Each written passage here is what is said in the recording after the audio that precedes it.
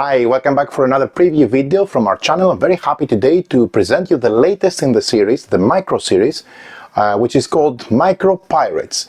This is a game produced from Destroy Games. They have other games that fall into these small boxes with a lot of gameplay, and this is the latest title in their portfolio, and it's all about pirates. Players assume the roles of different pirates, trying to gain a lot of fame and win the game, and there are various ways to win game on the open seas. You can try to gain treasures, you can try to, of course, do different quests that they give you victory points. You can also try to win battles against big merchant ships that they also provide victory points, but there is a catch. You may require a bit less or a bit more fame to trigger the end of the game based on your reputation, and reputation is really important because it gives you either an edge, positive or negative, so you have to be careful how to not get into trouble if you have too much negative reputation, or gain the benefits if you have a positive reputation all the way to the top, because you can even trigger the game with one less fame victory point than normal, which is 10, by the way. Now, this is a game that comes into a very small package. I have done a separate unboxing video of the prototype. It's very, very close to full, I should say something like 90% to the completeness. I'm adding a link in the description of the video so where you can follow and find out more about the crowdfunding campaign, which is launching soon.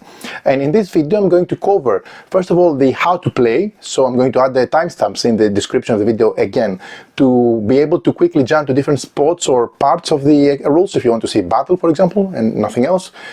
Or you can go even directly to the end of this video, where I typically, in this type of preview videos, I share my personal honest opinion after having played the game a couple of times, and what impressions, first impressions, it left me with. Now, pirates. I love pirate games. That's already a plus. Micro games, small box games which contain a lot of components and also full gameplay value. It's also another tick in my box, in my list, if you wish. So these two things already promise a lot. Join me at the table. I'll show you how the game plays in practice, and then at the end I'm going to share my final first impressions from the game. Spoilers, I really, really loved it. So let's see first how it plays.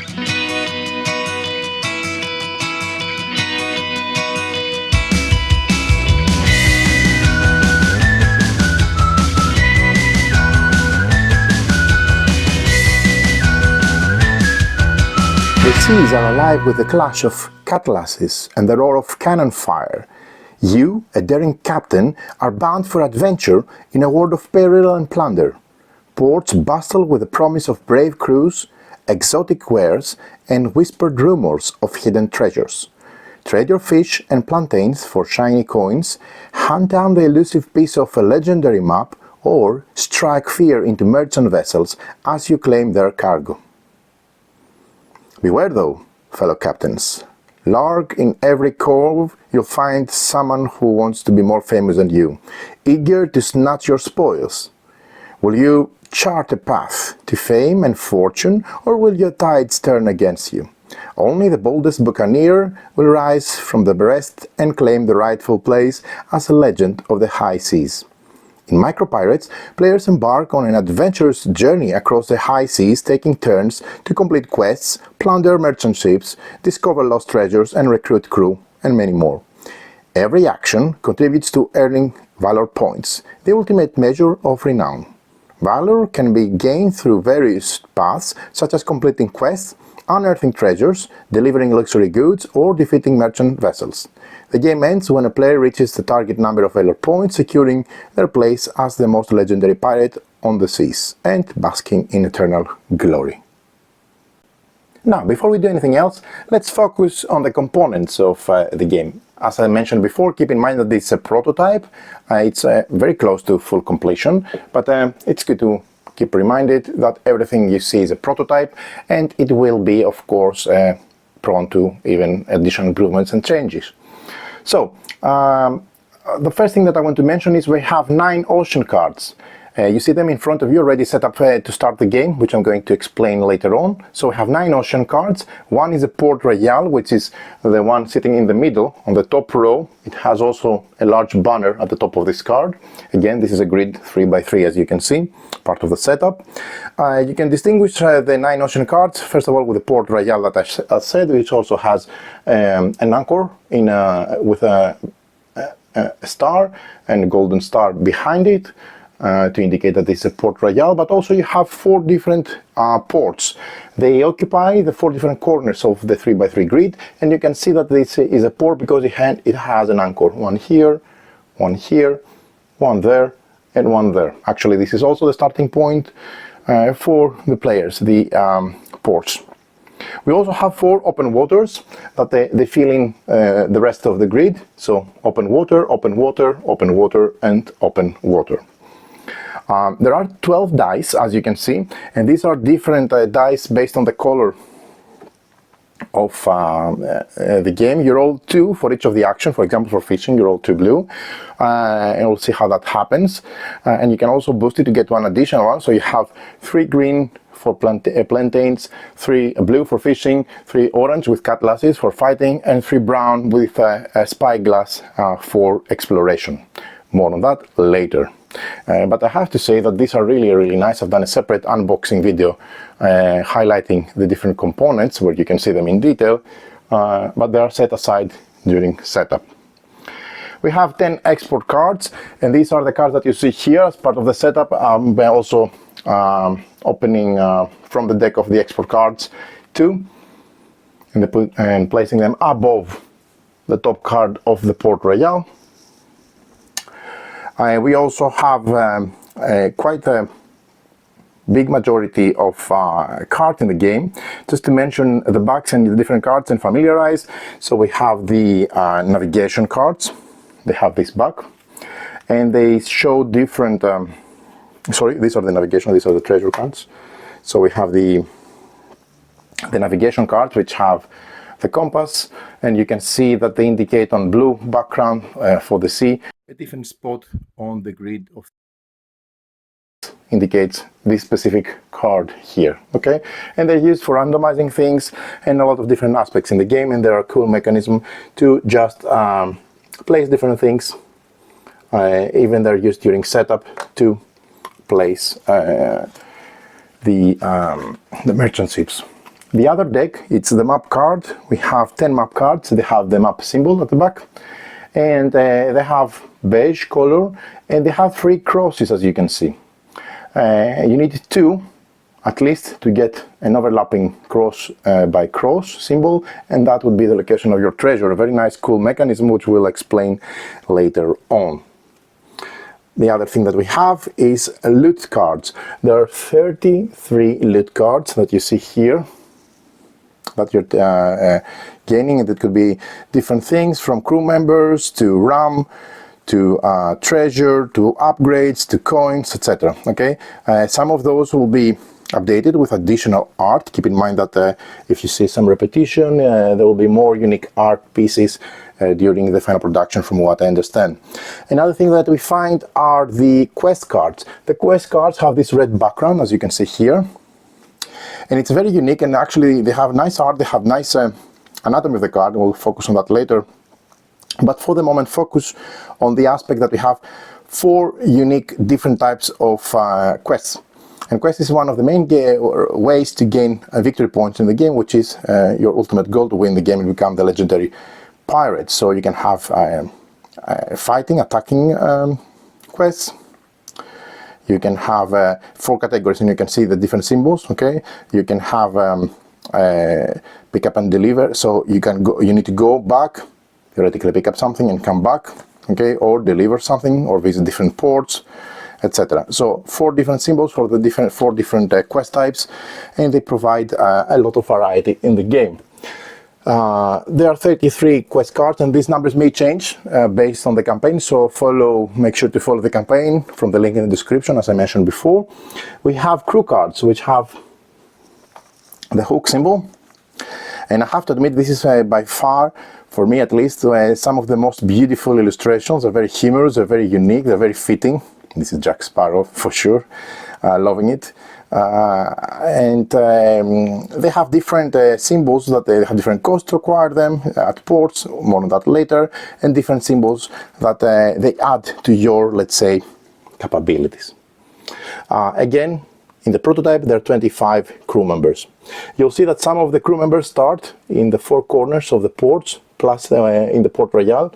So we have one of each of the 3 card type categories. So we have quests, we have crew, and we have upgrades. And the same goes for all the 5 ports, both the 4 corner ones and the port royale, part of setup. Last but not least, we have the upgrade cards that I mentioned here. This is a very nice, interesting mechanism. They have 2 sides. You can see them also as part of the offer in each of the ports. You can either tack them on your ship for the top part after you pay for them and they give you additional symbols, or you can put them under crew members so that they give you the additional symbols. Some of them may have one use, but this is very powerful. For example, with this symbol you can go anywhere you want on the map, so it's a very, very nice to have options and planning around them to acquire them and have capabilities for your pirate vessel. Then we have custom resources. The game does not come with those balls. I just place them to organize them and pick them up and show them to you easier. So we have the plantain tokens. They're very nice, custom printed. We have the ram, and we start with 1 ram, as you see in our cargo. Here we have the spyglass, which is used for exploration, and we also have fish, which we go fishing, as you guessed, to acquire fish for our quests or for other aspects and trading in the port royale. The game comes with nice wooden pirate coins of denominations of 1 and 5, as you see here. And we also have, let's say, 2 more rare type of resources or tokens. We have treasure tokens, which you can also get as loot from fighting other people. And we also have the chest tokens, which are these here. The next thing you see is 3 large merchant ships. I've placed them sideways, most probably because they're easier to look at the colors from the bird's eye view from the top. But they are placed like that on your sea, and I think there may be some even more artistic improvements from what I understand. By the way, there is one large glowing piece which you can either use for solo or for a player piece, or you can also use it if you follow the campaign. You can get it for free. I don't have it at the moment, but you can find out more from the link in the description below. 3 of those. These are large merchant ships which you will be chasing in order to acquire points and loot. Respectively, there are 3 smaller ones, smaller in size, also very nice custom wooden tokens, and they have white sails to differentiate them from the black sails of the large merchant ship. Then we have respectively 4 captain cards, which you can see here. Okay, so you need the captain card and a pirate ship so that you can put them together and have your, let's say, play area, player board. So 4 different ones which have different statistics, as you'll see, okay, and different art. So this is really nice. And we also have respectively 4 ships. So we have them here, which you combine them with your captain and they make, let's say, your unique combination. Maybe more will be unlocked through the campaign. You have to follow to find out more. There is also this which came into my prototype, which I think it's for the solo, if I'm not mistaken, must be the solo vessel. But I don't have still the rules in my possession, so I'm going to show you just how to play the game for the multiplayer. But rest assured, like always, there is an interesting and challenging solo, like in most of the micro series. Then each player in their color, they get the following. They have their, let's say, pirate ship, which is have the color, say the sails in their player color. They have 6 universal markers. You also have, as you can see, quest markers. So you have one with the arrow here, which is for the delivery quest. You have this with cross swords, which is for the raid quest. You have the ones with the two arrows, like recycle symbol almost, which is two of those which are for the voyage quest. You need to go back and return. And then you have those with the special quest with the star. Okay. You find those in the 4 different colors of the game. I'm only showing you blue and green in front of you at the moment, but there are 2 more colors for the 3rd and 4th player. Last, there is the ghost ship, which is over there, which is for the solo, and we have also the action cards for the ghost ship, okay, as part of the solo mode. Now, these are all the components of the game, at least in the prototype. Again, follow the link for more information. So now let's move with the setup. Setup. The first thing that we do is we place the ocean cards in the middle of the table on a 3x3 grid. We need to make sure of 3 things, as I mentioned. The Port Royal card needs to be in the top row, in the middle, exactly here, as you see. The 4 port cards in the corners, 1, 2, 3, 4, randomly. And the 4 open seas, again, filling the grid, the rest of the spaces, randomly again. Then the second thing we do is we separate cards by type according to their backs, as you can see here, and shuffle them respectively. Following that, we place a loot, crew, quest, map, and upgrade the navigation decks, all of these here, face down, next to the play area. And we need to leave a discard area, so I'm going to move later the dice, but you need to leave a discard area next to the respective decks. Then for each port, including the Port Royal, you draw 1 card. As you can see, let's focus this, but for each of those ports, you draw 1 card from the quest deck and place it beneath or above, if it's the top. 1 card from the crew deck, it's the offer, okay? And 1 card from the upgrade deck that you see here, okay? So you'll have 1 of each of those 3 categories on the different 4 ports, including also the middle Port Royal, which is just right above. Keep in mind that if a quest card target is the same ocean card where it's placed, so let's say I open a quest card and it's supposed to target the open seas, the port next to it, then we need to, of course, discard it and draw a new one. The quest card cannot indicate the same ocean card that it can be obtained on. And then we shuffle the discard deck back into the quest deck. The 5th step in the setup process, we place the export deck face above the Port Royal. It's this deck here, and we reveal 2 of the cards and place them next to it. Just above, as you can see, the Port Royal there. Following that step, we create a general supply and place all the dice, the coins, the plantains, the fish, the rum, the spyglass, the chests, the maps, and all the necessary wooden resources close by for easy access. The next thing that we do is we, for each merchant ship, we draw a navigation card. So I've already done this, but we have, if you remember, 3 small merchant ships and 3 large merchant ships. So the way I place them as a part of setup, and again, this is sideways, just to make it nicer for the camera, but they're going to be standing up. Okay, I'm just placing it like that because it's easier to see on the contrast from the top, but it's okay from the sideways. So for each of those cards, basically, let's say I was planning to place first the large merchant ships. I would draw a card. I would check the quadrant, or the 1/9, the ocean card, so it's the top right one. So that means if I was placing this, I would need to place it here, for example. Okay. I will do that for all the large merchant ships. I will draw a navigation card, place the respective token on the indicated ocean card by the large ship icon, and then reshuffle the used cards back into the navigation deck, which is this one here.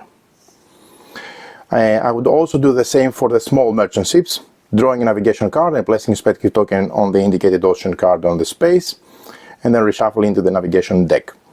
The ninth and last step is we draw 4 navigation cards like before, and we place the blockade markers on each indicated ocean card on the jungle space, the jungle icon, and then we shuffle the used cards back into the navigation.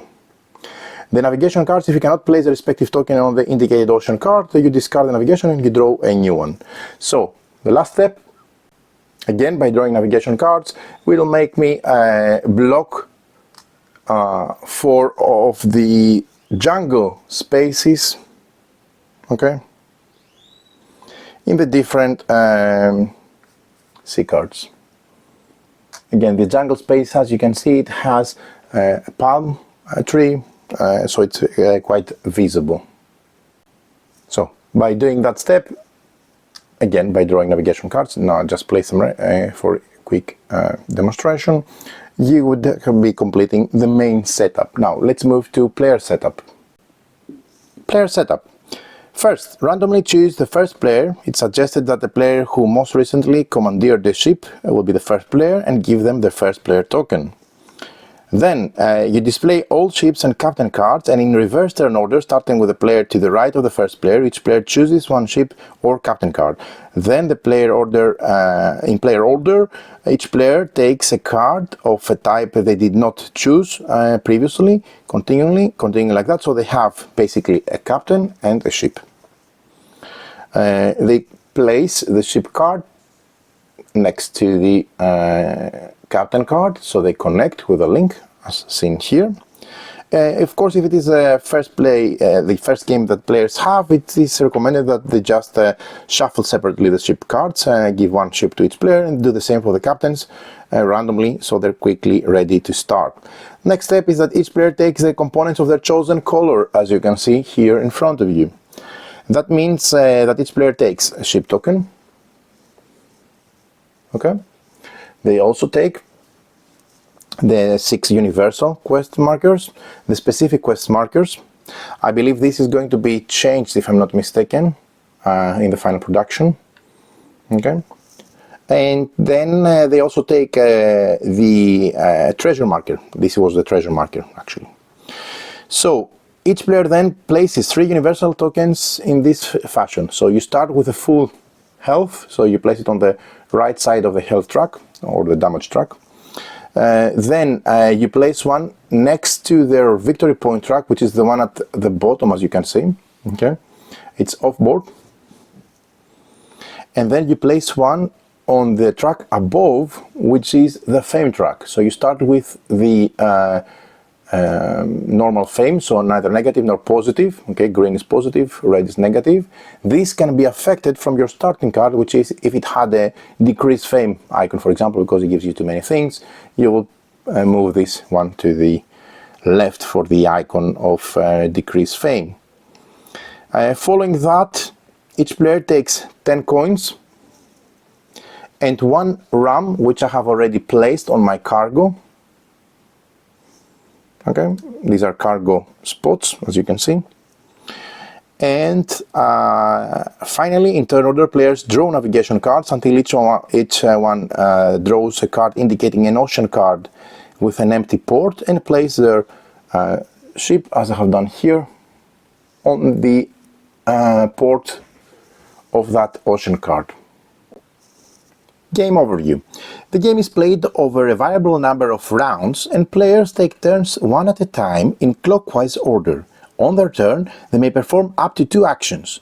When any player reaches the required fame points, a victory point needed actually, so on the bottom of your player board, that means that they win the game. Usually this is 10 points, however, it may be modified by various effects. You play until the end of the round, so that all players take the same number of turns, and then the player with the most fame by that time wins the game and becomes the most notorious pirate of all time. In case of a tie, the winner is the player with the fewest crew cards, then the most coins, then the most ram, otherwise tied players share the victory. The main ways to gain fame are finding treasures, completing quests, fulfilling export contracts, and battling merchant ships. Now, let's focus on the player and ship cards anatomy. First of all, we see in front of us the captain and the pirate vessel next to each other. So we see here a section which has the captain bonuses, as you can see, which are here, and they're different for the different captains. We have the fame track here. Okay. We have the damage track here. So you start with full health, and then each time you take damage you move to the left.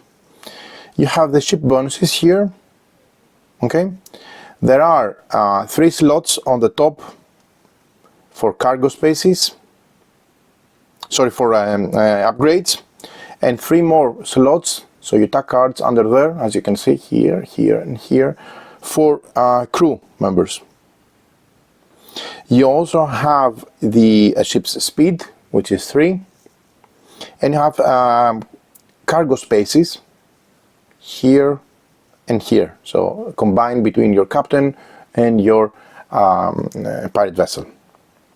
So a word about the reputation. You need to pay attention generally to your reputation, which is here. So this is a fame, victory points, and this is a reputation. Okay, it can influence the strength of your actions. Negative reputation on the red gives, I should say, disadvantages and increases the win condition. So as long as you're on the red reputation, you increase. You see, here, if you're here, you need to gain 1 more victory point, so 11 to win the game. And if you're all the way here, very negative reputation, you need 12 victory points to win the game. Okay. While if you're on the far right of your reputation, very positive reputation, you need 1 less. So that means instead of having 10 victory points here and win the game, you can finish with and win with 9 victory points. So the finish the game when you reach 9 victory points. If you must lower your reputation, in any case, you need to move it to the left. If you need to increase your reputation, you need to move the reputation tracker to the right. Okay. Also, as you take fame, victory points, you will be progressing here. So here, that means I have 2 fame victory points on my player board. It's always important, as I said, because not only makes faster or slower for you to win to trigger the end of the game, but also it gives you disadvantages and other perks, which we'll explain later. So for the moment, make sure that you pay attention to the reputation. Actions. Each turn, you may take up to 2 actions in any combination. For example, you can also have the same action twice. However, you must take at least 1 action. The available actions are: first, sail, forage, explore, port call, trade, export goods, overhaul, and quest. These are the options. You can take 2, even the same twice. Now, let's move into more detail about each of the options and explain the actions in more detail. Sail. The sail action is an action that you'll be doing a lot, obviously, to move around. So the ocean consists of 9 cards, each divided in 9 sectors. So 9 cards, and each card has, again, similarly 9 sectors. It's important to note that this can be different because of the modularity of the board, but also keep in mind that your speed depends on the total number of sail icons you have on your ship, and this can be increased with different effects. So, but you start the game with 3, as you can see. That being said, that gives you 3 movements when you do the sail action. You can also gain more sails from your captain card. Any upgrades and crew cards can give you more sails. Each sail icon allows you to move your ship token to the orthogonally adjacent sector. You can move as much as your speed allows, but you may never end your movement at any point on a location where there is another player or another ship, unless you are committed to do battle with them. So you may move, as I said, as much as your speed allows. You may end your movement at any point, so you're not obliged to take the full movement points that you have at your disposal. The spaces with blockade tokens are not blocked for the purpose of sailing, but you may move through them or even stop there, like this one.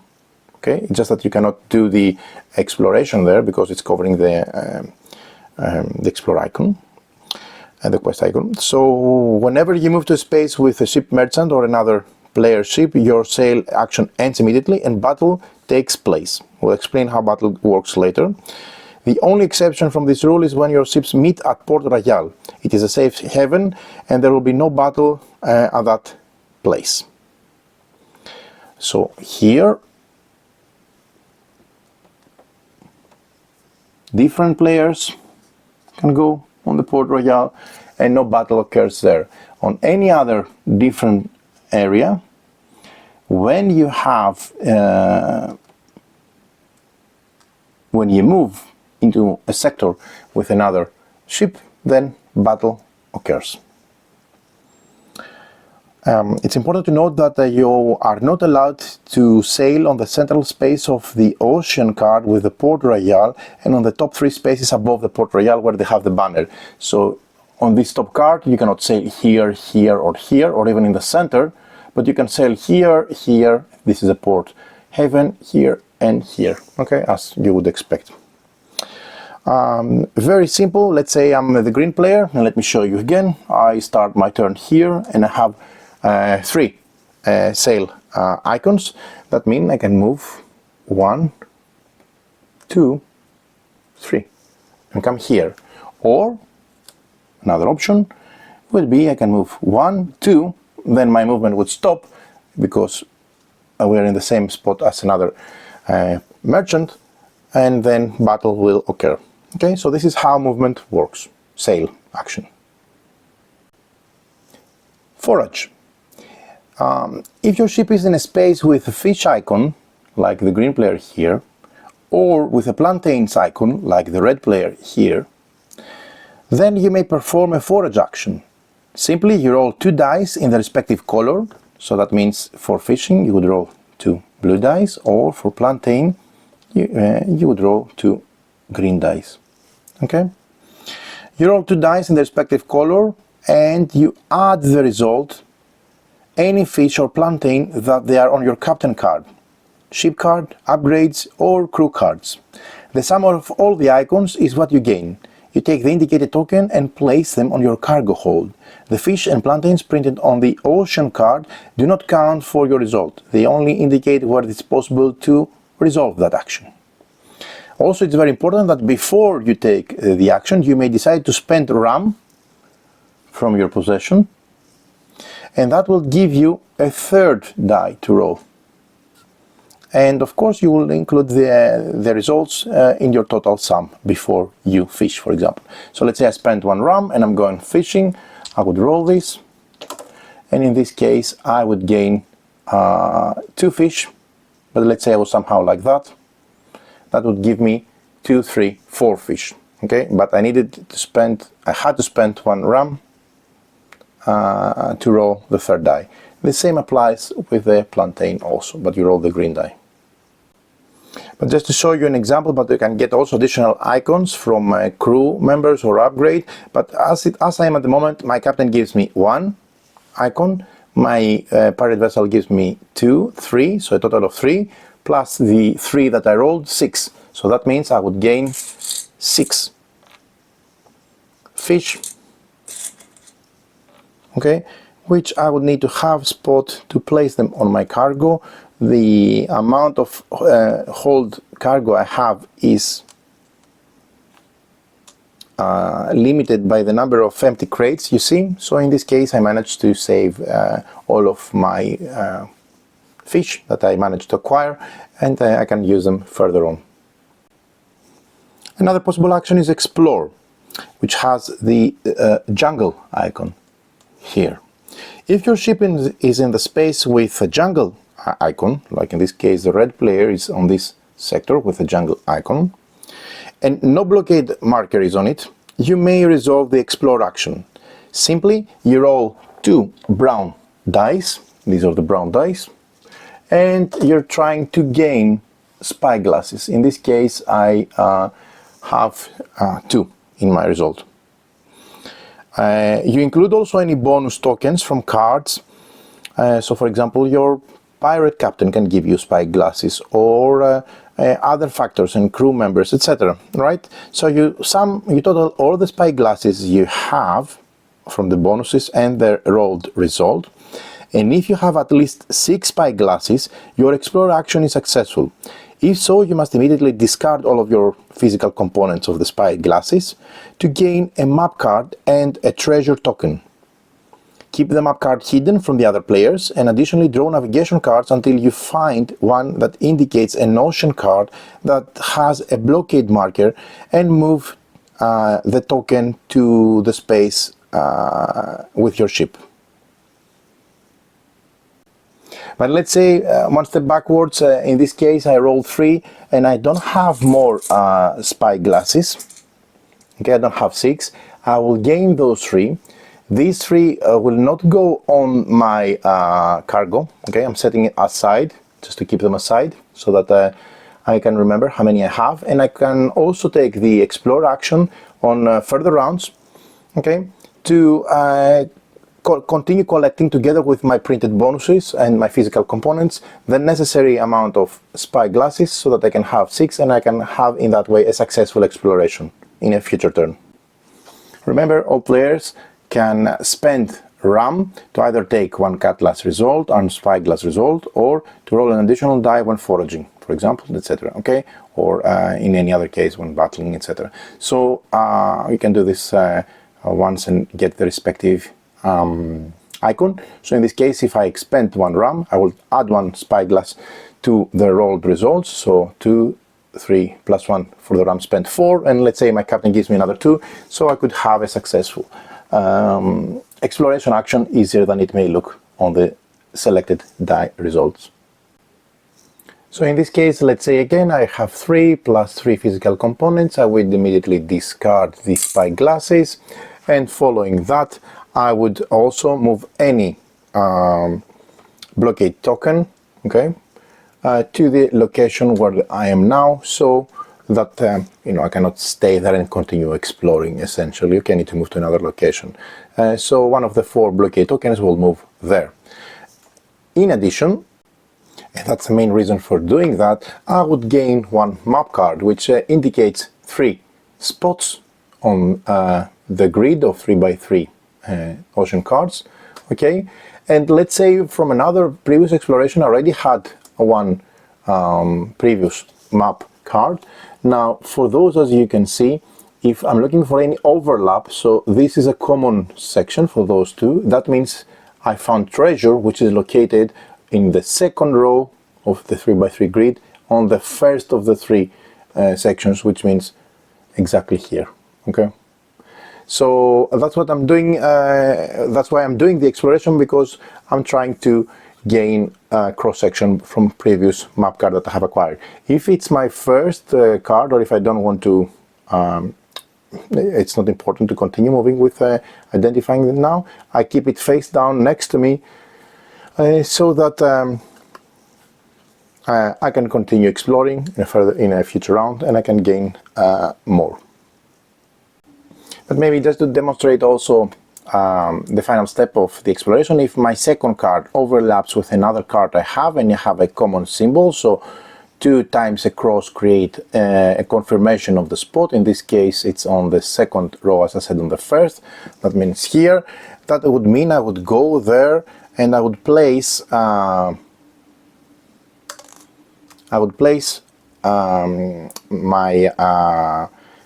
token, my treasure token there, okay, so it can be further pursued. So in a future turn the red player can move there, perform again the explore action, and when successful he will retrieve treasure, okay. So he will be able to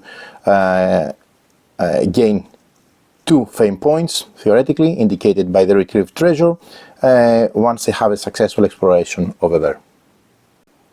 Another action you can do is the port call. If your ship, like in this case the blue player, the blue ship here, is on a port space, like this one here, then in any order you may do the following options, each of them once per turn, and these are the following. You can do all three of them as long as you can afford them, so you can hire a crew for the cost indicated here, in this case 8 coins plus a ram. You can gain an upgrade, in this case gain this upgrade either for the top part or the bottom part. You're going to slot it for 4 coins, and you can gain a quest, so you can do all three of them but only once, so that means you cannot hire 2 crew members. As a result from your port call action, you will gain cards from the offer from the corresponding port. Then if you create any gaps by picking up cards and paying for them accordingly, you will refill the offer with new cards from the respective decks, and they will finish the action you've done. Hire crew. You pay the cost indicated on the card available in the port your ship is, and then you take and you add the crew to your playing area. You place it, as you see, beneath your card of your captain, and you may gain additional benefits from that card by resolving the actions, for example additional feast tokens, additional cutlasses, etc. Okay, that you can do during your different actions. You may have up to 3 crew members in your play area. If you already have 3 cards, you may discard one to place a new crew card in its spot. If you discard a crew card with an upgrade attached, you may attach the upgrade to the new crew card. So let's see quickly the anatomy of the card. You see here, this is a crew member. It has the name, this is Silver Frank. It has the cost to acquire it, in this case 4 coins, and here it has the effect, which could be different depending on the crew member. Also, in the same action, as you remember in the port call, you may have acquired a specific upgrade. Okay, so you get crew member, you get upgrades, and you gain also quests. So buying an upgrade. Okay, so let's say we are again at the port, we make the port call and we want to buy this upgrade which is offered. You pay the cost indicated in the card available in the port where your ship is located, and you take it and you place it in your play area. You may place it either as a ship upgrade, placing it above your ship, sliding it on the inactive part under there under the card. So that means for the top part I can make it an upgrade on my pirate ship. That means I slot it like that, and that immediately, as you can see, it gives me an upgrade, in this case another sail icon. So 3 plus 2, that means that this ship can go for 5 total in total. From now on you'll use the effects of the card to boost your actions, or you can use it to place it as an attachment under a crew member like that, so it gains the additional benefits. In this case you have one more spyglass. Okay, you can either have it as a ship upgrade or as a crew upgrade. Okay, if you discard this upgrade, this crew, to hire another one in its place, then you're going to get the card and put it on another crew member theoretically. But what's the benefit, you ask? Here, for example, you have one more. So 1 spyglass, 2, 3. That means I only need to roll 3 for a total of 6 for a successful exploration. Okay, so this is very, very nice, because you make your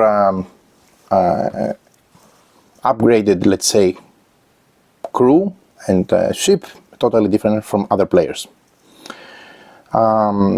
It is important to note that the cards, when the cards have a 1 next to them, and let me find one of those to show you. Let me get one from the deck. Okay.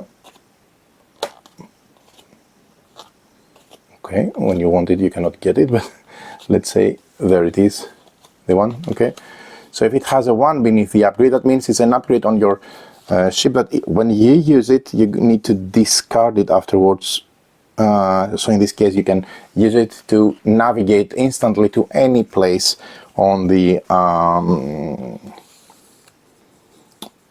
seas. Okay, any sea, ocean card you want, you can go there directly by navigating quickly there. Okay, so there you have it. This is how you do the upgrades. Each crew member can only have one upgrade if you use it for the crew members attached to it, so you may have up to 3 upgrades in total if you have 3 crew members, that is. And if there is no space for a new upgrade, you may discard it and from your play area to slot the new one that you bought and you want to use it. Again, even though it's obvious, quickly for the anatomy of the card, you have the anatomy of the upgrade card. You have the ship upgrade, which is the top part or the bottom part. The ship upgrade is the top one, the crew upgrade is the bottom one. Okay, you have the cost to acquire the card from the port call action in the middle. And in the banners you see the different effects accordingly.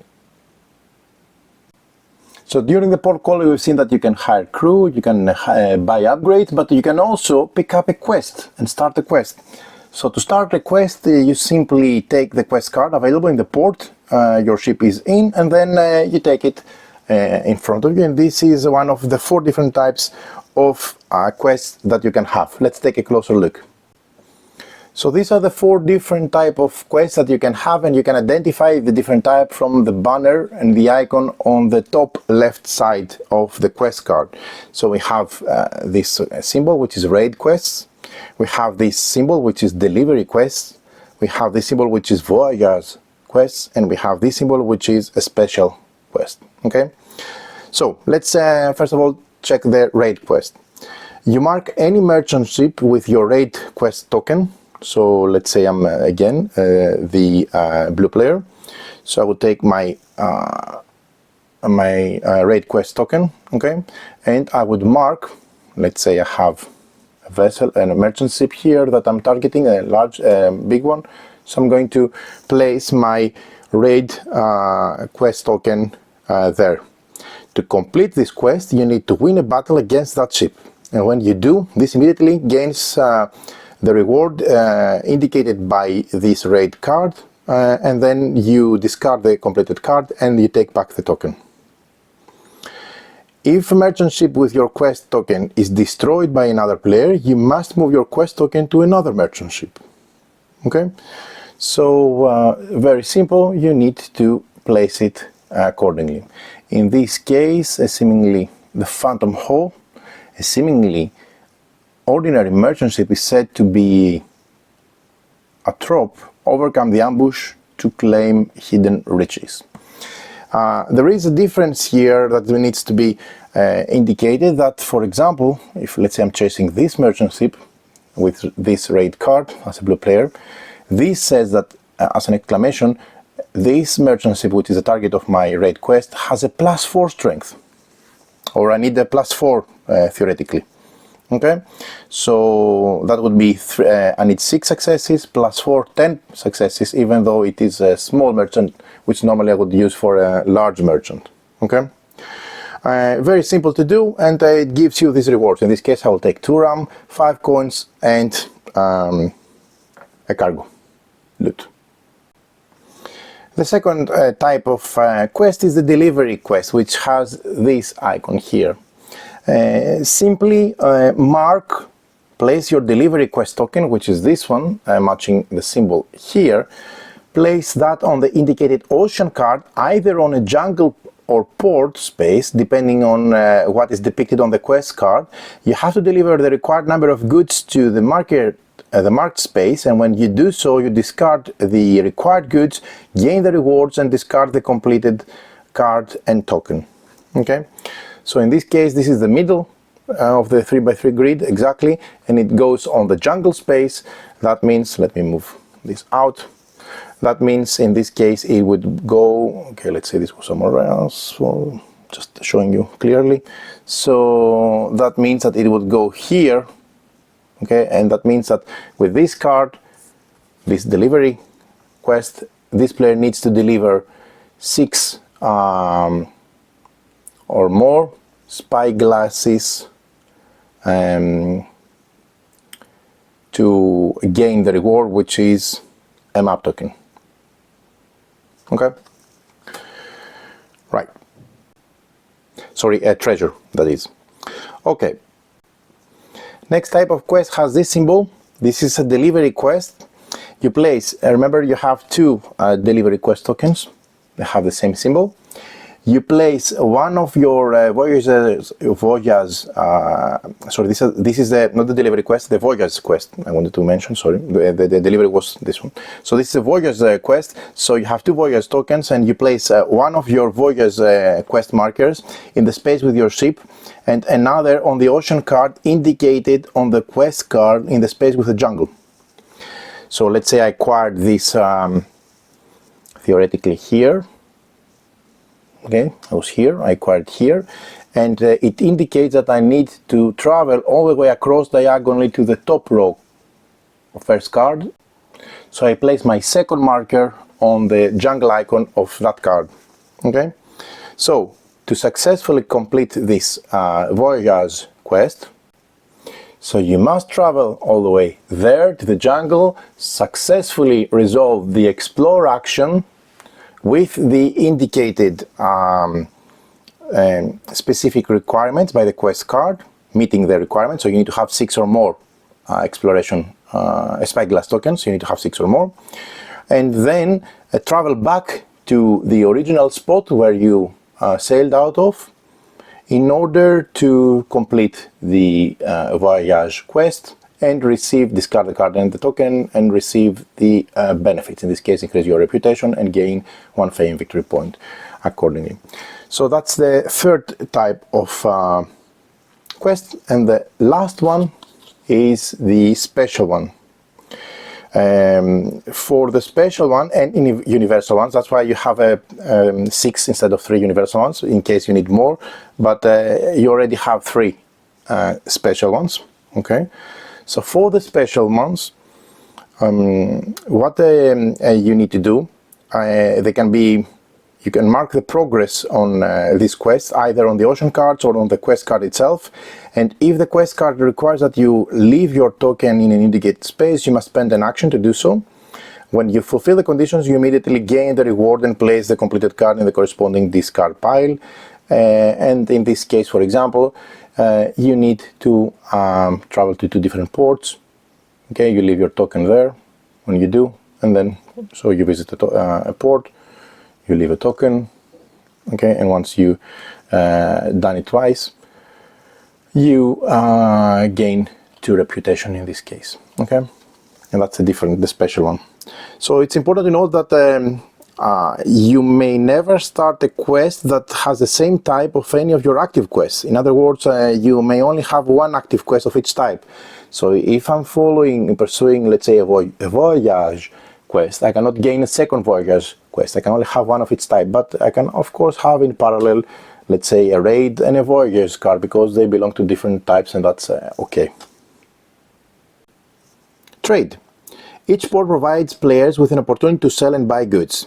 The following options are available. You exchange any number of fish and or plantains for coins in a 1-to-1 ratio. For example, I can give 5 fish to gain 5 coins, or give 2 fish and 1 plantain to gain 3 coins, or give coins to gain respective fish or plantain. Okay, that's one of the options. You may also choose one of the following trades, and you can focus on the banner on Port Royal to indicate that. Exchange 3 coins for 1 ram and vice versa. You can see it over here, for example. Okay. You can exchange a fish or plantain for a ram and vice versa. You can exchange 3 fish and or plantains in any combination for 2 rams or vice versa. Or you can exchange 6 fish or 6 plantains for 3 rams and or vice versa.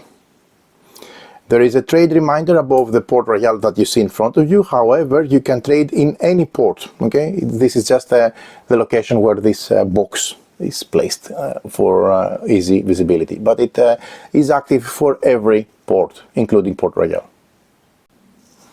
Now, the export action. If your ship is in Port Royal, like in this case with a red player, you may export goods. To do so, choose one of the face-up export cards that they are face-up above the Port Royal. Remember, we did it during setup. and pay the required goods and gain the depicted reward. Then remove the export card from the game and draw a new one and refill the display.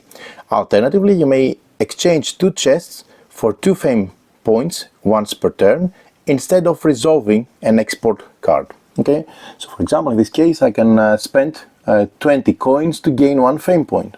Okay, or I can spend 5 fish or 5 plantain to gain 4 ram. But instead of doing the export with one of the cards, if I do, I need to replace it with another, discard it and replace it with another one from the deck on the left, the purple deck.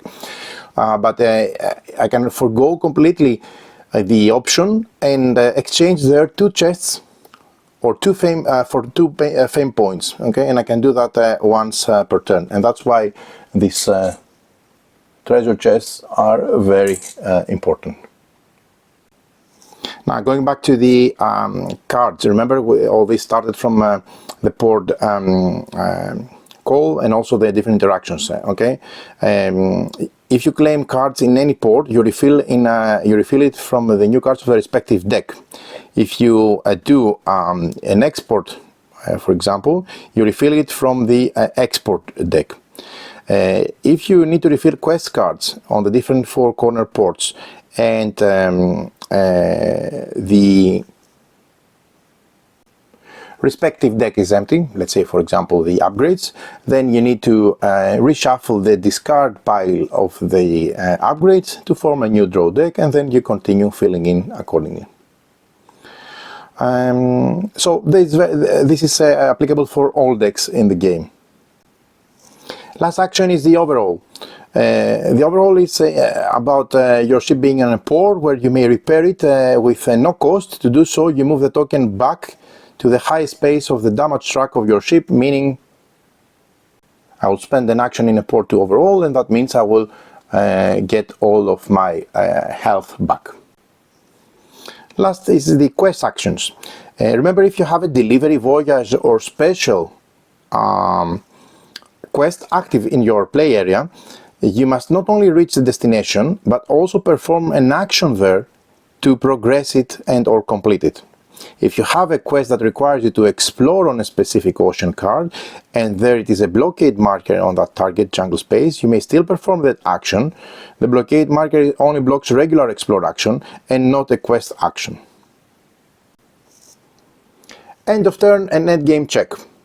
Check merchant ships. If all ships of one kind, small or large, are removed from the ocean cards, you must bring them back. To do so, draw 3 navigation cards as described in the setup and place all merchant ships of that type, of the missing type, on the ocean cards indicated on the spaces marked with a corresponding icon, in the same fashion like we did during setup. If you reach the required fame, you trigger the end game. Finish the current round so that each player has the same number of turns, and then determine the winner. The base amount of fame is 10, marked with this blue symbol here on your captain card. However, this condition may be modified by reputation. For example, in this case, this captain is on the red space, has negatives, but if he moved one more here, that means he will need to reach 11 reputation to trigger the end of the game. Likewise, if he has very good reputation all the way here, that means he needs to reach 9 fame points here to trigger the end of the game. And of course we'll count fame points there. Now the only thing I haven't covered is battle, so let's focus on battle. At any time, if your ship lands on a space with another ship merchant, like in this case, the green player landed here, or this could be also when a player lands on a space with of another player, we have a battle occurring. The only exception to that rule is Port Royal, where it's a safe haven for everybody. This space is safe, there is no battle there, and multiple ships may occupy that space.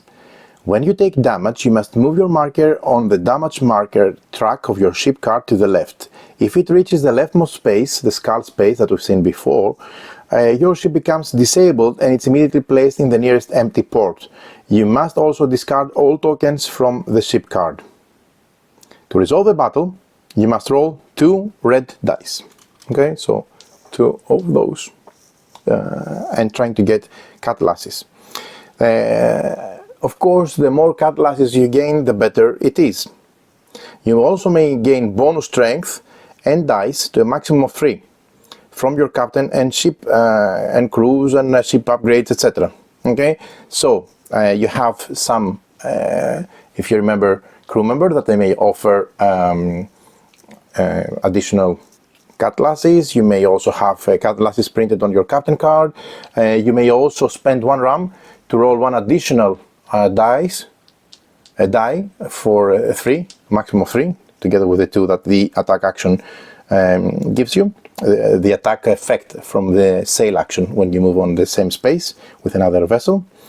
Okay, so each effect may be used only once per battle, and you must declare how much RAM you spend for this before a dice roll. Okay, so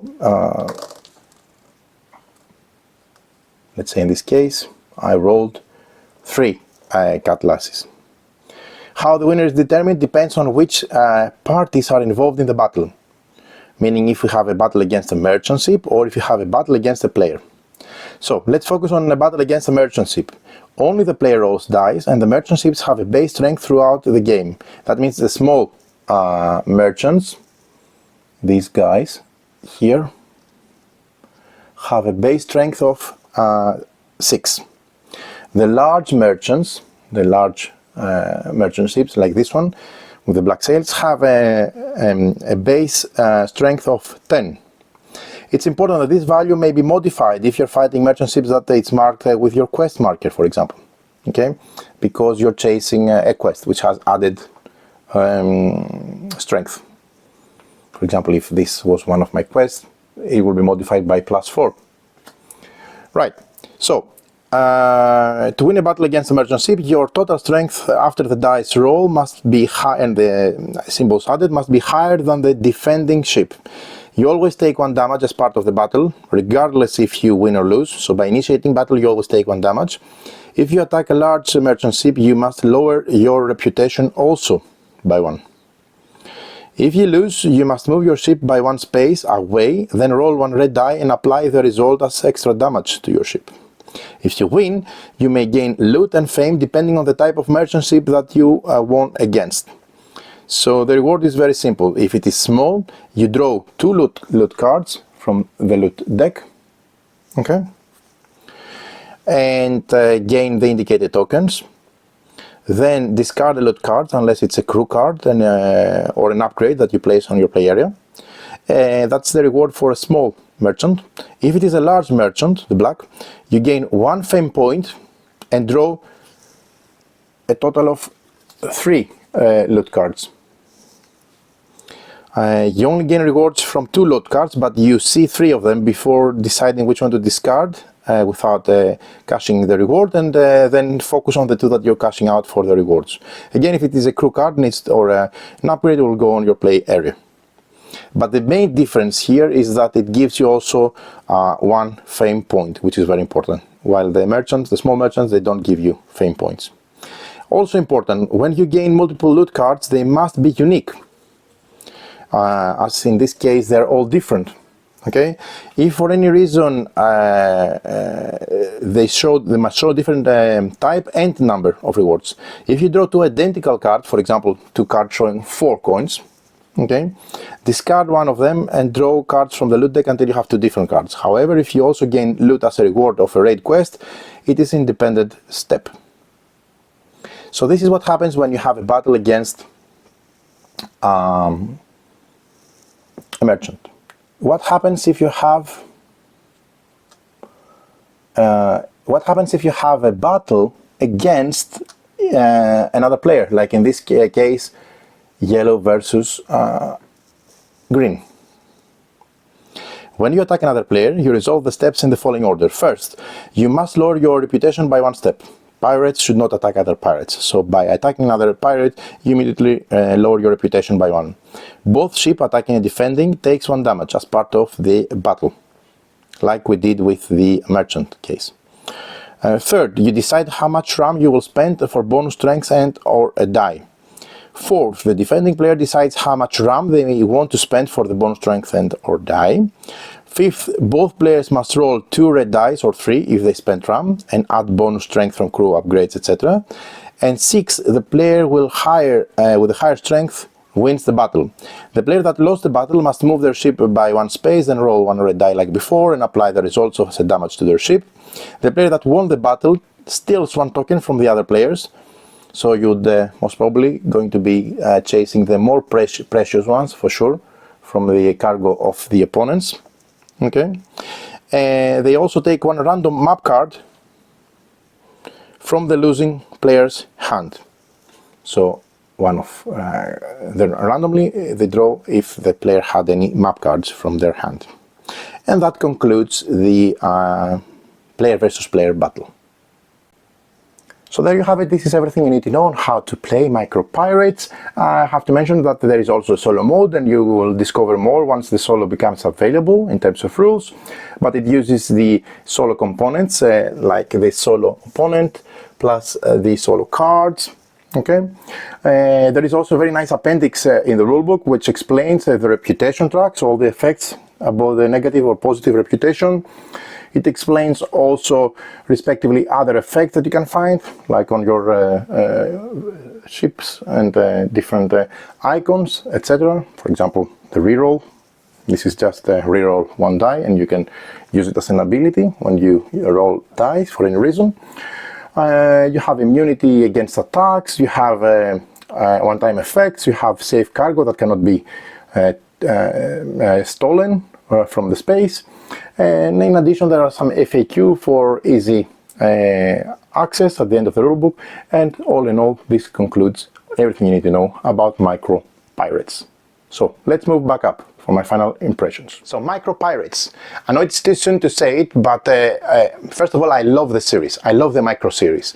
The last game I played from this series was Micro Moonshine, which was a fantastic game with a fantastic theme. I liked all the previous releases, okay, from Micro Architects all the way back.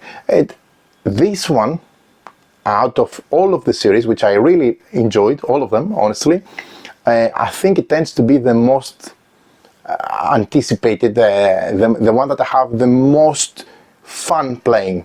I had fun with the rest. I have them in my collection. They're not going anywhere. I love the Micro series, but I think I'm going to be pulling out of the shelf Micro Pirates once it's produced, of course, more times than the rest. And there are a couple of reasons behind this, let's say, positive impression, initial impression it leaves me with. First of all, it's a full pirate experience. It gives you all the basic scratches that you want from a pirate-themed game.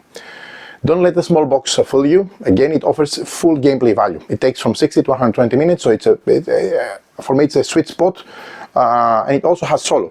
Okay, so first of all, believe it or not, there is a lot of gameplay value out of 9 ocean cards, which have also each of them 9 spots, as you've seen. Where you place them makes a different map, so there's a lot of replayability. Now, how you customize your captain plus ship plus the crew plus the upgrades gives you also a lot of different abilities, icons, one-time abilities, crews, conversions, etc. From the other players and from your previous plays, based on what selection you did. So that's really nice, a full customization. Another thing that I really enjoyed is the fairly simple rules. It has a few rules to listen to, but everything clicks, everything makes sense, and for sure once you start playing a couple of rounds, everything fits into place, and that's another plus in my book. What I really enjoyed a lot was the quests. The game offers 4 different types of quests, and they could be like raid quests, where you need to attack specific merchants. It could be voyage quests, it could be delivery quests to deliver specific things to a specific location, or it could be special, let's say, quests. You have, as you've seen, different tokens for the quests, and you can have even up to 4 quests, one of each different type. You cannot have 2 voyage quests, for example, as you've seen. And that you can have a lot of open businesses, let's say, pursuing lots of different things. That, for me, is really interesting because if I was a pirate, I would be doing all sorts of business, not specifically focus on one thing, trying to get cash, trying to get fame, trying to get things from all sorts of, put my fingers in all sorts of different honeypots. And in this game, having more than one quest which most of the pirate games, you know, you just have a quest, you just pursue things, you know, if they have quests to begin with. This game has different types of quests. You select which quests you take, so you don't draw them randomly, because you go to a port and you pick them up. You pick them up, the crew specifically, so you don't draw them randomly. You pick up the upgrades specifically. So even though it has a bit of luck in terms of dice rolling, because dice have luck, but this is just to see if you get, you know what I mean, a bit more fish or a bit less fish when you're foraging, or a bit more plantains or a bit less, you know what I mean. The majority of the game has a lot of nice blend of strategy, planning and executing your plan, and on the way having fun with the pirate adventure, if I'm going to wrap it up in a way, in a sentence. So very, very happy with the quest system, very happy with the battle. It's very simple. You're just trying to accumulate, you know, catalysis, strength, power.